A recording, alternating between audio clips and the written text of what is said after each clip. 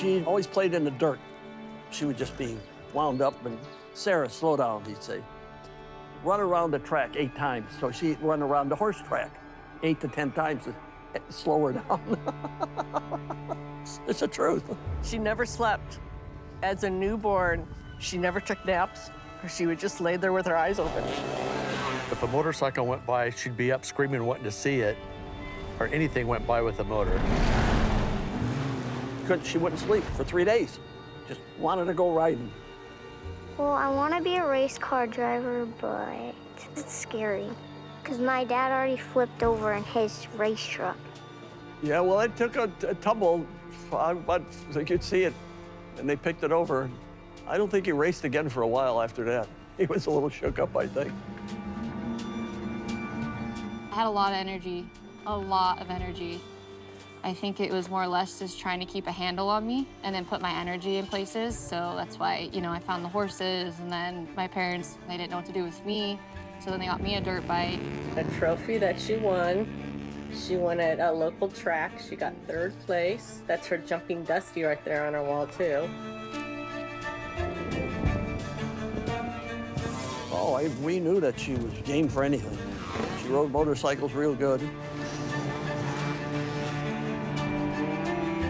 My son's all, Dad, you should come and watch Sarah. She's really fast. She just runs the bike out of gas. She's an animal. Yeah, she wasn't afraid to bump bars with the boys. Watching her grow up and watching a female do what she did was pretty significant in those days because you didn't have that. One time I was in Havasu, and she was racing out there, and I called my wife. Kathy, what's Sarah's number? What? 86 or whatever her number, I don't know, 86. And she said, okay, 86? And the guy says, 86, that's Sarah Price. I said, that's my granddaughter. The whole place went, yay! Swear to God. I said, hey.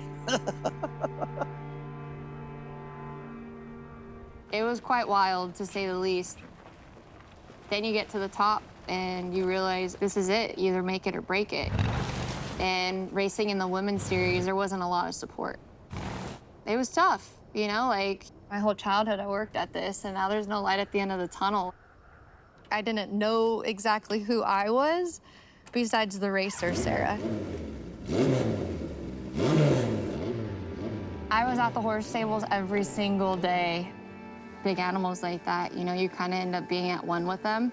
It's kind of just like a best friend, right? They kind of know you before you know them sometimes. My whole life, it's been evolve and adapt.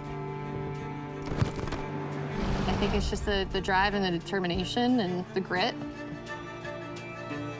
She went to side-by-side, yeah. And it was the best thing she ever did. Yeah, then it was just race time. And dude, she comes off leading the pack, about 20 feet in the air. She said she was running 140 when she hit the ramp down the front straight of the ocean right there. And all you do is see this truck, and they slowed it down, and they sped it up. I was like, holy shit, that's Sarah. I was blown away. Flip over and get back on your wheels and keep going. The 3rd female in history to win a Dakar stage. I think that was inspiring for a lot of females to get back into the cars and do it themselves. I think that's a huge accomplishment for a female to get out and know she did it. I want to prove to myself that I can do it. Like, this is the hardest thing in the world, and this is the pinnacle. Like, I want to be there, and I want to reach that. It's the world stage. The best drivers go there. It's survival of the fittest. There's nothing that compares to walking into the bivouac. Everything just disappears in life. To race a defender of Dakar, like, I was willing to give up everything I had to create this opportunity. Her dreams to win Dakar, be the first American woman to win a Dakar race. And I think she can make it happen. This is what I live for.